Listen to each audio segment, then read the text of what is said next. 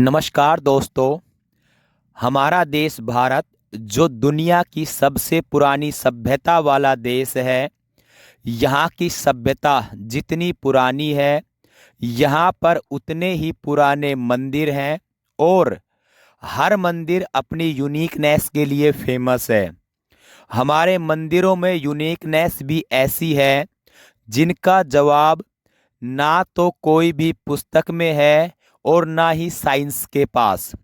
ये मंदिर हजारों सालों से अपने अंदर ऐसे राज छुपाए हुए हैं जिनका जवाब आज तक लोग खोज नहीं पाए हैं, परंतु खोज आज भी जारी है। ये यूनिकनेस आम और खास लोगों में एक चर्चा का विषय हमेशा बनाए रखती है। हम भी आज एक ऐसे ही मंदिर के रहस्य के बारे में बात करने वाले हैं जिनके बारे में जानकर आप भी चौंक जाएंगे। दरअसल हिंदू धर्म में चार धाम यात्रा का बड़ा ही महत्व माना गया है। आज हम चार धाम में से ही एक उड़ीसा में समुंदर तट के किनारे बसे पुरी में मौजूद जगन्नाथ मंदिर के रहस्यों के बारे में बताने जा रहे हैं। यह मंदिर भगवान विष्णु के अवतार भगवान कृष्ण को समर्पित है। हर साल यहाँ पर लाखों श्रद्धालु आते हैं। 800 साल से भी ज़्यादा पुराने इस मंदिर में दर्शन के लिए केवल भारत से ही नहीं, विदेश से भी लोग आते हैं। आइए बात करते हैं इसके रोचक रहस्यों के बारे में।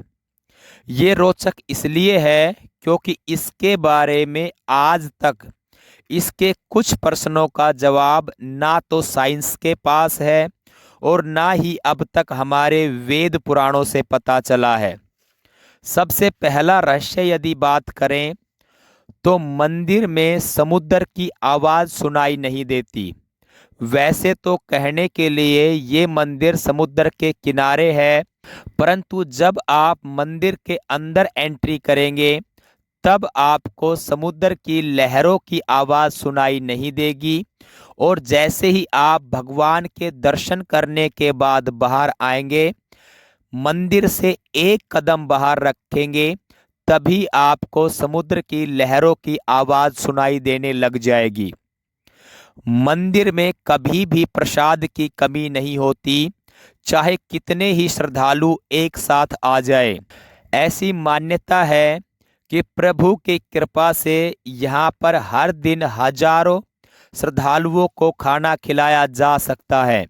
और यहाँ की रसोई का भी रहस्य अपने आप में बड़ा अजीब है।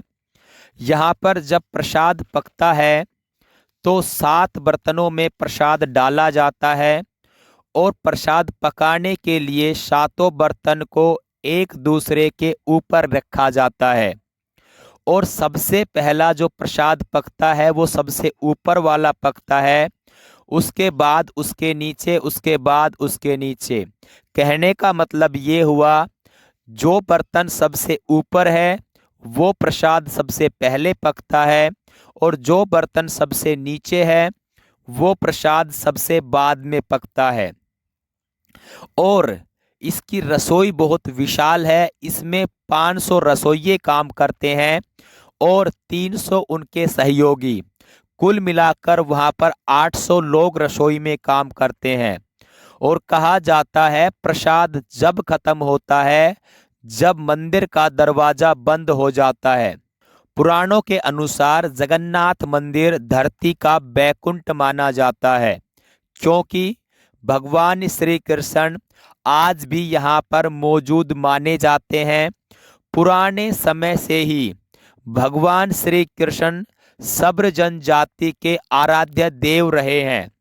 यहाँ पर भगवान विष्णु की मूर्ति भारत के किसी अन्य मंदिरों की अपेक्षा अलग नजर आती है। जगन्नाथपुरी के मंदिर का झंडा हर रोज बदला जाता है और इसमें सबसे रोचक बात तो यह है कि यह झंडा हवा के विपरीत दिशा में उड़ता है।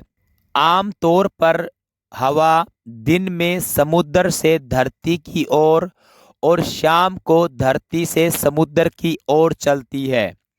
पूरे इंडिया में कोई भी मंदिर ऐसा नहीं है जिसका झंडा प्रत्येक दिन बदला जाता हो, केवल जगन्नाथपुरी के मंदिर को छोड़कर। यहाँ पर ऐसी मान्यता है, यदि प्रत्येक दिन यहाँ का झंडा नहीं बदला गया तो मंदिर 18 साल के लिए बंद हो जाएगा। यदि इसके एक और रहस्य के बारे में बात करें तो मंदिर के शिखर के ऊपर सुदर्शन चक्र लगा हुआ है और सुदर्शन चक्र अष्ट धातु से बना हुआ है। जब भी आप किसी भी डायरेक्शन से इस सुदर्शन चक्र को देखोगे तो हमेशा इसका जो मुख है सुदर्शन चक्र का, वो आपके मुख की तरफ ही दिखाई देता है। इसका एक और रहस्य यह है कि मंदिर की छाया कभी भी धरती के ऊपर नहीं आती, यह छाया हमेशा ही अदृश्य रहती है। जगन्नाथ मंदिर के खजाने को लेकर अपने आप में एक बहुत बड़ा रहस्य है। उड़ीसा हाई कोर्ट ने 2018 में एक आदेश दिया था कि मंदिर की सुरक्षा की जांच की जाए कि मंदिर कितना मजबूत और सुरक्षित है। तो उसके लिए 16 सदस्यों की एक टीम गठित की गई थी और 2018 में इस मंदिर के खजाने के दरवाजे 34 साल के बाद खुले थे और इसमें टोटल 16 लोग गए थे। जब ये 16 लोग खजाने के कक्ष में गए थे तब इन्होंने खजाने के रक्षक भगवान लोकनाथ की मूर्ति के सामने शपथ खाई थी कि वो इस रतन भंडार से जुड़े खजाने का जिक्र किसी के भी सामने नहीं करेंगे। यह मंदिर बना कैसे था, अपने आप में एक बहुत ही रोचक रहस्य है। आइए जानते हैं कैसे बना था। कहा जाता है राजा इंद्रदेवमन मालवा के राजा थे। राजा इंद्रदेवमन के सपने में भगवान जगन्नाथ ने दर्शन दिए और सपने में भगवान विष्णु ने कहा कि नीलांचन पर्वत की एक गुफा में मेरी मूर्ति है, उसे नील माधव कहते हैं। तुम एक मंदिर बनवाओ और उस मंदिर में मेरी मूर्ति स्थापित करवा दो। राजा ने अपने सेवकों को आदेश दिया कि नीलांचन पर्वत के ऊपर भगवान नील माधव की मूर्ति है, ढूंढकर उसको ले आओ। जब उनके सेवक वहां पर गए तो उन्होंने देखा कि नील माधव भगवान की पूजा सब्र कबीले के लोग करते हैं, लेकिन उन्होंने उस मूर्ति को चुरा लिया और राजा को लाकर दे दी। जब उन्होंने मूर्ति को चुरा लिया, लेकिन मूर्ति के चोरी होने से भगवान नील माधव बड़े दुखी हुए, इसलिए वो वापस उसी गुफा में चले गए। लेकिन राजा को वादा किया कि वो एक दिन उनके पास जरूर आएंगे, बशर्ते वो एक विशाल मंदिर बनवा दे। राजा ने एक बहुत ही भव्य मंदिर का निर्माण करवाया और भगवान विष्णु से प्रार्थना की कि भगवान आओ और यहाँ पर विराजो। तब भगवान विष्णु ने कहा कि मेरी मूर्ति बनाने के लिए समुद्र में एक पेड़ की लकड़ी तैरकर आ रही है, जो द्वारिका से चलकर समुद्र में तैरते हुए पुरी आई है। उस लकड़ी को उठा लाओ और मेरी मूर्ति बना दो। अब बारी थी लकड़ी से भगवान की मूर्ति गढ़ने की। राजा के कारीगरों ने लाख कोशिश की, लेकिन वो एक छेनी तक उसके ऊपर नहीं लगा पाए।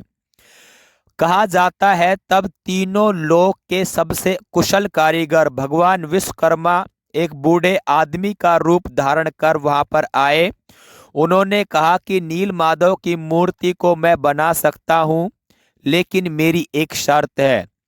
उनकी शर्त थी कि वो 21 दिन तक किसी एक कमरे में मूर्ति का निर्माण करेंगे और वो किसी के सामने नहीं आएंगे। राजा इंद्रदेवमन ने उनकी बात मान ली और उस बूढ़े आदमी ने लकड़ी से मूर्ति बनाने का काम शुरू कर दिया।